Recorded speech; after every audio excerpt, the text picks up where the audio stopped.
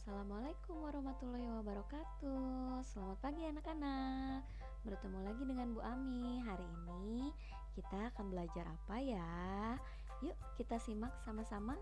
Hari ini kita akan belajar tema 1, subtema 2, pembelajaran 3 mengenai perbandingan bilangan. Bilangan dapat dibandingkan dengan kata kurang dari, lebih dari, dan sama dengan. Untuk membandingkan bilangan, kita harus lihat angka yang bernilai ratusan dulu, kemudian angka yang bernilai puluhan, dan angka yang bernilai satuan. Nih, masih ingat kan menempatkan bilangan sesuai dengan nilai tempatnya? Contohnya 324. 3 bernilai ratusan, 2 bernilai puluhan, dan 4 bernilai satuan. Ibu beri contoh ya cara membandingkan bilangan. Nah, lihat di sini. Ibu mempunyai 2 bilangan. Yang pertama 568 dan yang kedua 421. Jangan lupa, kita harus tahu nilai tempat dari masing-masing angka tersebut. Setelah mengetahui masing-masing nilai tempatnya, kita bandingkan dulu ya dari bilangan yang bernilai ratusan dulu. Kita bandingkan antara 5 dan 4, mana yang lebih besar atau mana yang lebih kecil ya. Nah, kita sudah pasti bisa menentukannya. Sudah jelas 5 lebih dari 4. Maka perbandingan bilangannya adalah 568 lebih dari 421.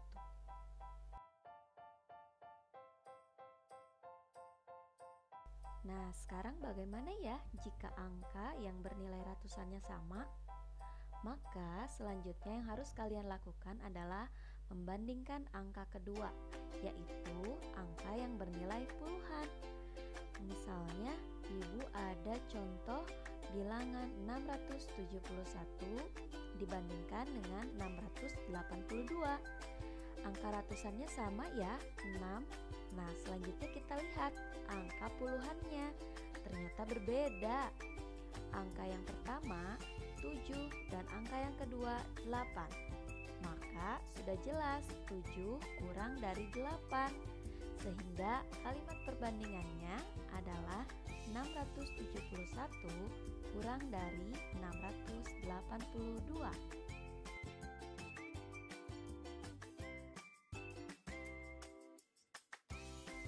Nah, selanjutnya bagaimana ya jika angka yang bernilai ratusan dan bernilai puluhannya itu sama?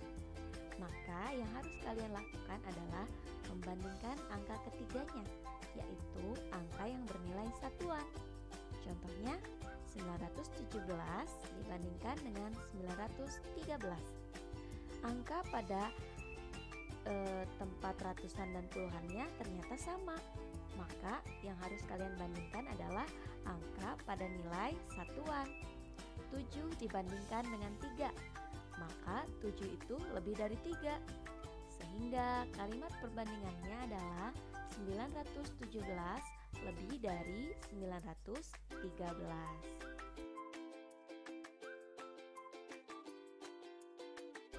Membandingkan dua bilangan dapat dinyatakan dalam bentuk simbol. Seperti berikut ini nih, kalian bisa melihatnya bahwa tanda kurang dari, lebih dari, dan sama dengan ada simbol-simbolnya. Kalian ingat ya simbol ini?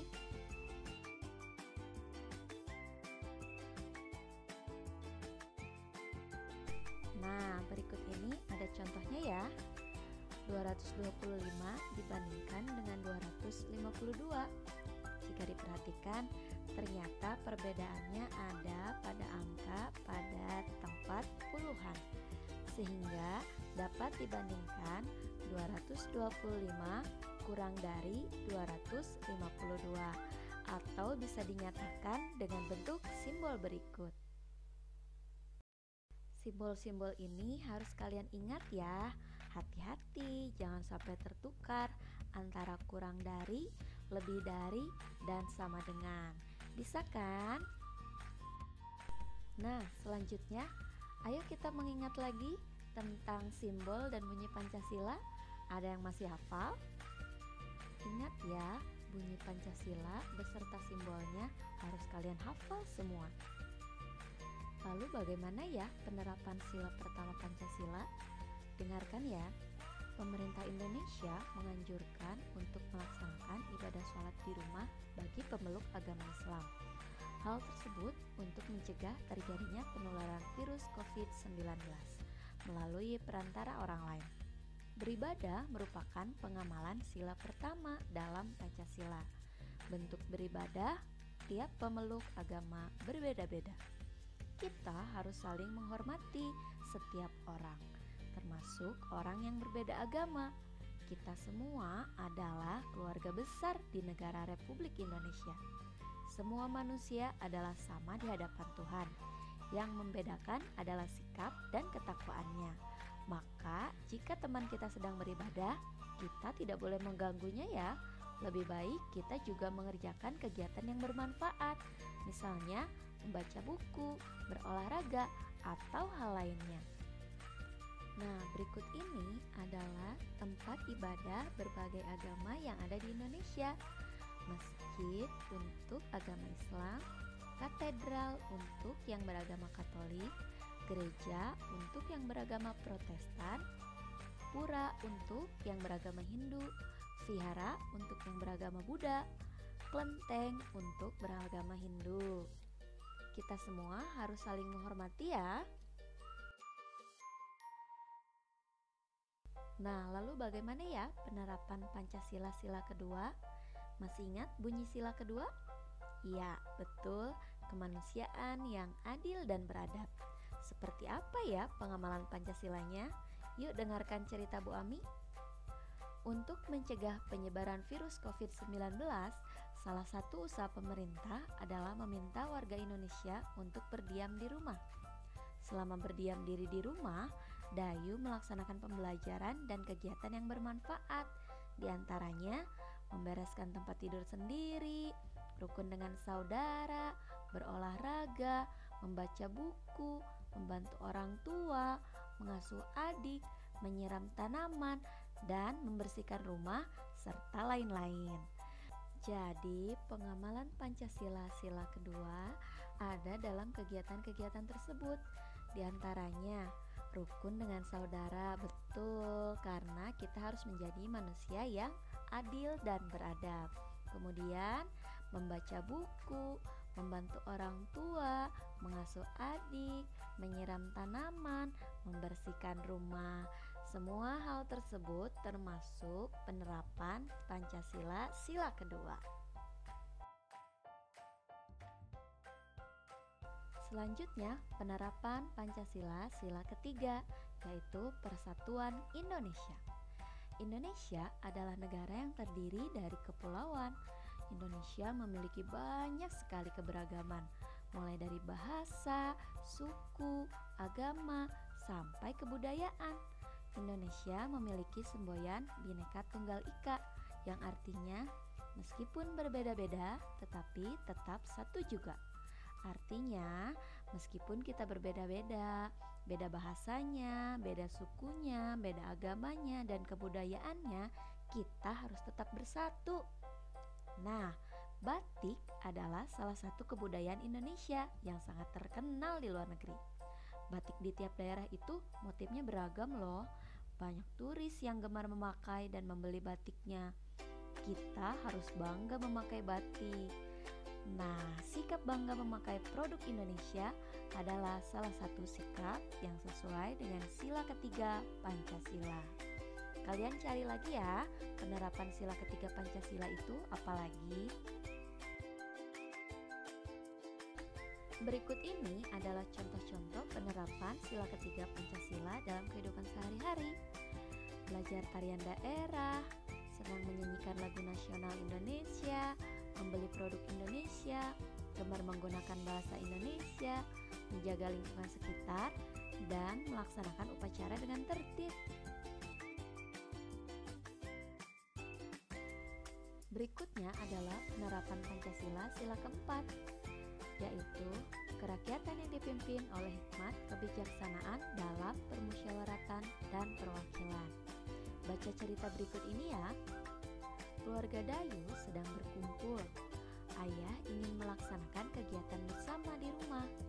Ayah bertanya jenis kegiatan apa yang ingin dilakukan. Dayu mengusulkan untuk membuat kerajinan bersama, sedangkan adik ingin membaca buku bersama. Ayah dan ibu kemudian mengajak berdiskusi. Mereka menulis kelebihan dan kekurangan dari setiap kegiatan. Akhirnya mereka sepakat kegiatan membaca bersama akan dilaksanakan dahulu. Setelah itu, mereka akan membuat kerajinan bersama. Keluarga Dayu sudah menerapkan pengamalan sila keempat Pancasila, yaitu bermusyawarah. Bermusyawarah itu artinya berdiskusi bersama untuk mendapatkan jawaban bersama. Contoh lainnya seperti pemilihan ketua kelas di sekolah atau pemilihan ketua RT di lingkungan rumah kalian.